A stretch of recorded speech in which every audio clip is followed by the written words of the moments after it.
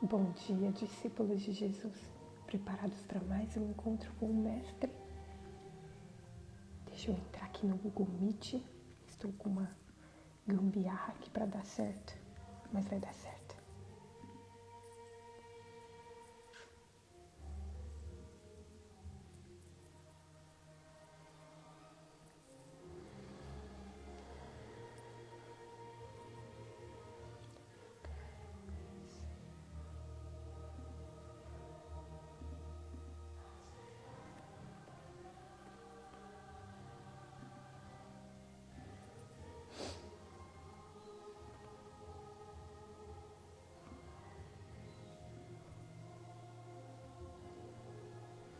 Continua passando querosene na nuca e...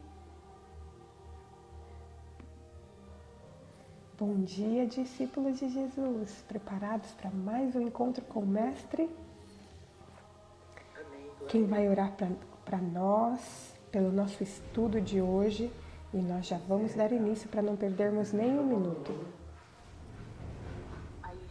Ok, por favor, bom dia. Ore para nós, por favor. Pai amoroso, Pai bondoso, misericordioso, aqui estamos nós, Senhor, mais um dia que o Senhor nos concedeu a vida, nos deu mais uma oportunidade, que hoje sejamos melhores do que ontem. Amém. Isso é dar, Senhor, que vai passar o Espírito. Ajuda, Senhor, que o homem seja da sua palavra. Amém, Senhor. Nada, Senhor Jesus, como nós temos pessoas contigo e nas nossas tentações, nas seduções deste mundo, Pai querido. E nos ajuda a entender, Senhor, e grava essas palavras no nosso coração. Amém, Senhor. Amém, Pai. Na nossa mente, Senhor, para que nós possamos lembrar as profecias, Senhor, e tudo que o Senhor ensinou, essas pérolas tão preciosas, Senhor. Amém, Pai. Nos ajuda, Senhor Jesus, a guardar confiança com alegria, Deus. Apesar de todo sofrimento, de toda luta aqui na terra, Amém. o Senhor vai lutar. O Senhor prometeu, nós aguardamos, Senhor, esse dia chegar, Deus, com alegria, Senhor, renove nossas forças e dá-nos a paz que só vem de Ti. Amém. Meu dadai, Senhor Jesus, ela é tão preciosa, Senhor. Um anjo que o Senhor colocou na minha vida, na vida de todos que estão aqui, Senhor. Louvamos a Deus pela vida da Dai. Nós agradecemos tudo que tem feito, Senhor. Colocamos esses dias em suas mãos, Deus. E nós pedimos aqui, em nosso seu amado Filho Jesus. Amém. Agradecemos, amém. Amém. Gente, como eu disse para vocês, eu estou em Goiás e estou participando de um concílio essa semana, eu e o Jonatas. Então eles estão em culto agora de manhã e é o único lugar que a internet pega. Então, se tiver barulho da música, enfim, eu já peço desculpa, mas o importante é a gente tentar se concentrar na palavra. Então, vamos tentar nos concentrar na palavra. Ontem nós estudamos sobre a parábola da figueira e nós aprendemos que Jesus fez de tudo para conscientizar os seus discípulos que eles deveriam ficar vigilantes e alerta, prestando atenção aos sinais que ele tinha falado que iriam acontecer antes do seu retorno. E Jesus foi tão cuidadoso com seus discípulos que antes mesmo dele morrer, ele já prometeu que ele iria voltar nas nuvens dos céus com poder e grande glória e que todo olho veria. E o que acontece depois desses ensinamentos de Jesus para os seus discípulos? Hoje eu quero convidar vocês a abrirem a Bíblia. Em Mateus capítulo 26, nós vamos ler a partir do versículo 1. Mateus capítulo 26, nós vamos ler do versículo 1 ao versículo 5, que retrata o plano que aquelas pessoas fizeram para tirar a vida de Jesus. E este relato também pode ser encontrado nos 4 evangelhos. Em Marcos, capítulo 14, versículo 1 e 2. Em Lucas, capítulo 22, versículo 1 e 2. E em João, capítulo 11, versículos 45 a 53. Então, eu quero convidar vocês a lerem Mateus, capítulo 26, e diz o seguinte: Quando Jesus acabou de proferir estas palavras, disse aos seus discípulos: Vocês sabem que daqui a 2 dias será celebrada a Páscoa, e o Filho do Homem será entregue para ser crucificado. Então os principais sacerdotes e os anciãos do povo se reuniram no palácio do sumo sacerdote, chamado Caifás, e deliberaram prender Jesus à traição e matá-lo. Mas diziam: não durante a festa, para que não haja tumulto entre o povo. O texto começa afirmando que estas coisas aconteceram após Jesus acabar de proferir as palavras, após Jesus ter terminado de falar para os seus discípulos e de ensinar para os seus discípulos todas as coisas que estão relatadas em Mateus 24 e em Mateus 25, onde Jesus falou ali várias parábolas para ajudar os discípulos a ficarem alertas. Então, já era quarta-feira. E agora, só um pouquinho. Já era quarta-feira. E nós sabemos que Jesus, ele sabia que ele iria morrer. E agora ele queria falar para os seus discípulos quando que essas coisas iriam acontecer. E olha o que ele declara no versículo 2, ele fala assim, olha, vocês sabem que daqui a 2 dias, pastor, se o senhor puder, depois que passar, fechar bem, tá? Não, aí não tem problema, é só ali para eu não atrapalhar vocês, tá? Obrigada. Só aí, bem fechadinho, desculpa. Então, no versículo 2, nós lemos assim, vocês sabem que daqui a 2 dias será celebrada a Páscoa e o Filho do Homem será entregue para ser crucificado. Preste atenção nessa declaração que Jesus faz agora. Há algum tempo atrás, Jesus por 3 vezes, ele tinha anunciado aos seus discípulos que ele seria entregue aos malfeitores, que ele seria maltratado, que ele iria morrer, mas que depois de 3 dias ele iria ressuscitar. Só que naquelas vezes que Jesus falou, naquelas 3 declarações que Jesus declara sobre sua morte, sobre o seu sofrimento, Jesus ele não falou quando iria acontecer. E agora, quando estava próximo, Jesus fala exatamente quando iria acontecer, que ia acontecer na Páscoa, há exatamente 2 dias posterior ao dia que ele estava falando para os discípulos. E Jesus, além de falar quando ele iria morrer, que seria depois de 2 dias, ele declara como ele iria morrer e que seria uma morte de cruz. Agora, não só ele fala do que iria acontecer, mas quando iria acontecer, e ele dá uma data. Ele fala que ele iria morrer depois de 2 dias. Preste atenção, agora que os discípulos, eles só não prestavam atenção e eles só não entenderam se eles não queriam. Porque estava claro, era como se Jesus estivesse falando assim, olha, daqui 2 dias eu não vou estar mais com vocês. Eu não vou estar mais com vocês porque eu vou morrer. É a Páscoa e eu vou morrer, morte de cruz. Só que a cabeça dos discípulos estava tão preocupada com tantas outras coisas que mesmo Jesus tendo sido tão específico, ainda foram pegos de surpresa. E após essa declaração, o texto muda de contexto, porque até o versículo 2, Jesus declarando as coisas que iam acontecer. E sabe quando um filme muda de cena? Ao mesmo tempo que acontece tal coisa, está retratando o que está acontecendo em outro lugar, é o que acontece aqui. Então, a partir do versículo 3, muda de cena, muda o contexto. E o versículo 3 começa retratando o que estava acontecendo paralelo a essa declaração de Jesus. E olha o que diz o versículo 3, diz assim, olha. Então, os principais sacerdotes e os anciãos do povo se reuniram no palácio do sumo sacerdote chamado Caifás e deliberaram prender Jesus à traição e matá-lo. Mas diziam, não durante a festa, para que não haja tumulto entre o povo. Os homens aqui mencionados eram, sem dúvida, todos membros do Sinédrio, que era o Conselho Nacional dos Judeus.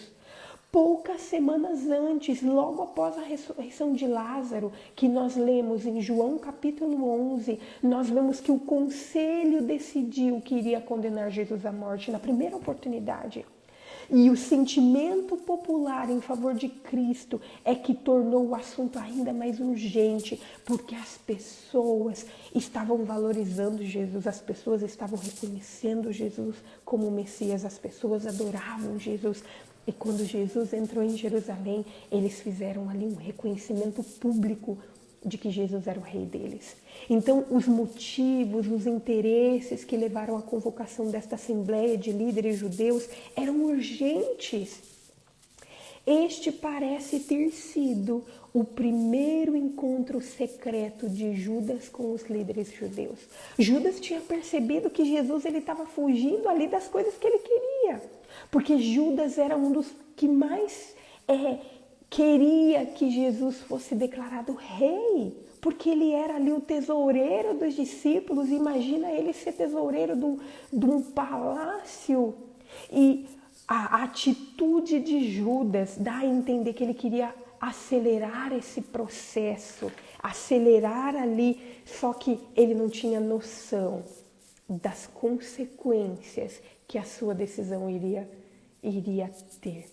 E aparentemente ele se reúne ali com aqueles líderes religiosos pela primeira vez. E depois nós lemos que tem um segundo encontro de Judas com os discípulos. Então o relato diz que eles se reuniram no palácio, onde Jesus iria comparecer mais tarde, depois de 2 dias, exatamente diante de Anás e Caifás.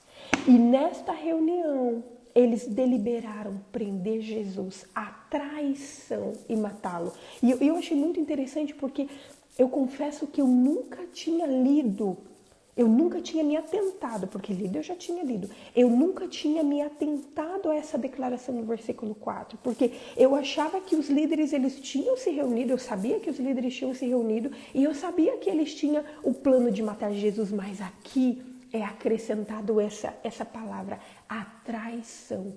Em João capítulo 5, versículo 16, nós vemos que a primeira reunião formal a respeito de Jesus havia ocorrido 2 anos antes, quando os membros do Sinédrio, alguns membros se reuniram para falar da preocupação que eles tinham em relação a Jesus. Depois, quando nós vamos para João capítulo 11, versículos 47 a 53, nós vemos outra sessão semelhante que foi realizada logo após a morte de Lázaro, onde aqueles líderes decidiram que iriam matar Jesus. E agora esses líderes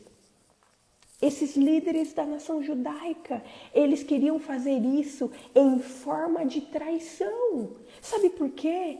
A popularidade de Jesus estava crescendo cada vez mais. Se esses líderes prendessem Jesus abertamente, poderia desencadear ali uma revolta popular muito grande. Por isso que eles falam, não na Páscoa, para que não haja tumulto entre o povo. Por isso que esses líderes, eles se preocupam e eles queriam deixar esse acontecimento para depois da Páscoa. E olha que interessante, porque eles queriam matar Jesus, mas eles queriam que a morte de Jesus fosse no tempo que eles quisessem. Os líderes arrazoavam que não seria seguro resolver o caso de Jesus antes que essas multidões deixassem a cidade, porque Jerusalém, nessa época da Páscoa, virava o centro do mundo, virava o centro ali daquela região da Palestina. Mas quando suas deliberações atingiram esse ponto, Judas ele chega com a proposta de entregar Jesus por apenas algumas moedas. E aparentemente esse plano de deixar para depois, muda. Queridos, eu não sei se vocês conseguem perceber a riqueza dos detalhes do estudo de hoje. No estudo de hoje, nós vimos que a morte de Jesus ela foi planejada pelos líderes religiosos. Eles queriam matar Jesus pela inveja que tinham, por causa da popularidade que Jesus estava tendo entre o povo. E Jesus realmente morreu. Jesus veio a este mundo exatamente para morrer. Mas a sua morte é muito mais do que um resultado de um simples plano de líderes religiosos. É muito mais. A sua morte tem um propósito muito maior. E esse propósito é de nos resgatar das garras de Satanás. Embora aqueles líderes quisessem que Jesus morresse após a Páscoa, ele precisava morrer na Páscoa, porque ele era o Cordeiro de Deus que tira o pecado do mundo, ele representava o Cordeiro Pascal. E eu não sei se vocês já pararam para pensar, se vocês já estudaram sobre a primeira Páscoa, na libertação do povo de Israel. E eu queria convidar vocês, nós não vamos ler hoje, mas eu queria convidar vocês a lerem o livro de Êxodo, logo no início, quando fala da primeira Páscoa que ocorreu e que foi na libertação do povo de Israel, foi no dia 14 do mês de Nisan, e Jesus morreu exatamente no dia 14 do mês de Nisan. Aquela libertação do povo de Israel, tantos anos antes, representava. E naquela libertação do povo de Israel, olha para vocês verem quantos detalhes a Bíblia tem que se amarram entre Velho Testamento e Novo Testamento. Naquela libertação do povo de Israel lá do Egito, a ordem para o povo de Israel era comer um cordeiro. Era comer um cordeiro. E aquele cordeiro não poderia ter ossos quebrados, não poderia ser sem defeito, ele tinha que ser assado e tinha que ser comido em pé. E que quando acabasse de comer, eles seriam libertados do povo do Egito. E agora, muitos anos depois, Jesus é o Cordeiro, sem defeito, sem mácula, sem pecado, que morreu para libertar nós da escravidão do pecado. O povo de Israel, no passado, foi liberto da escravidão do Egito, como representação da libertação que Jesus, o Cordeiro de Deus, faria quando ele viesse morrer por mim e por você. Jesus, ele morreu e Jesus, ele ressuscitou para pagar o preço por você e por mim. Eu não sei se vocês já passaram pela experiência de comprar alguma coisa e deixar lá, talvez por algumas horas, talvez por algum tempo, para depois voltar a buscar. Eu passei isso várias vezes já, principalmente quando o Jonatas era pequeno. Às vezes eu comprava as coisas e eu falava, não, eu preciso ir em outro lugar, depois eu passo para buscar. É exatamente isso que Jesus fez comigo e com você. Jesus, ele pagou um alto preço por você e por mim. Ele participou da nossa criação, ele participou e foi o personagem principal na nossa redenção. E ele vai ser o personagem principal na nossa salvação eterna. Ele vai vir nos buscar. Você crê nessa promessa?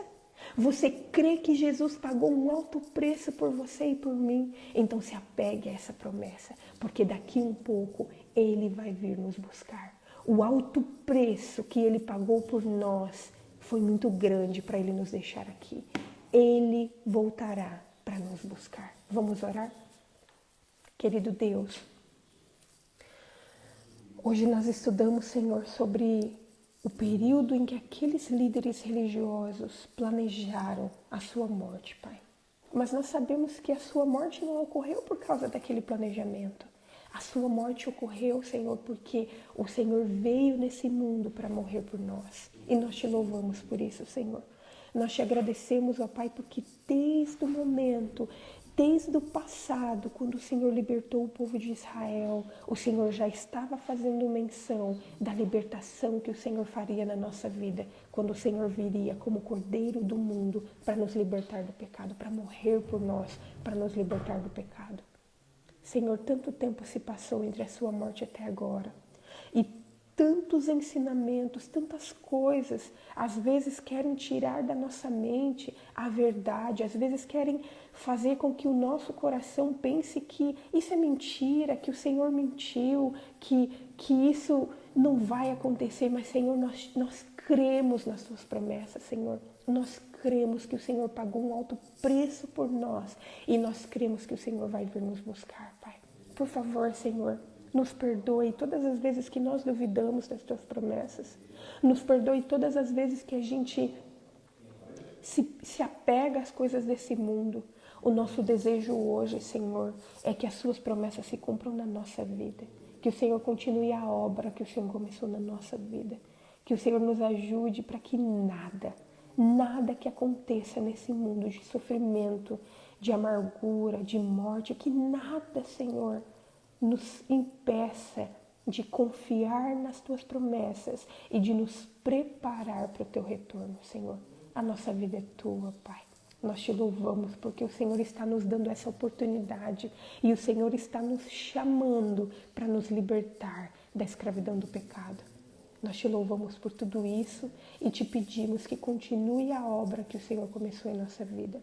Te louvamos por tudo que o Senhor já fez, por tudo que o Senhor está fazendo e por tudo que o Senhor ainda vai fazer. E tudo isso fazemos em nome de Jesus. Amém. Amém. Queridos, foi um prazer estar com vocês mais esse dia. Que nós continuemos. Amanhã nós vamos estudar sobre Jesus ungido em Betânia. Jesus estava em um banquete na casa de uma pessoa importante e ele foi ungido antes de morrer. Que nós continuemos nos enchendo da palavra de Deus para sermos cheios do Espírito. Até amanhã. Que Deus abençoe a todos. Tchau, tchau.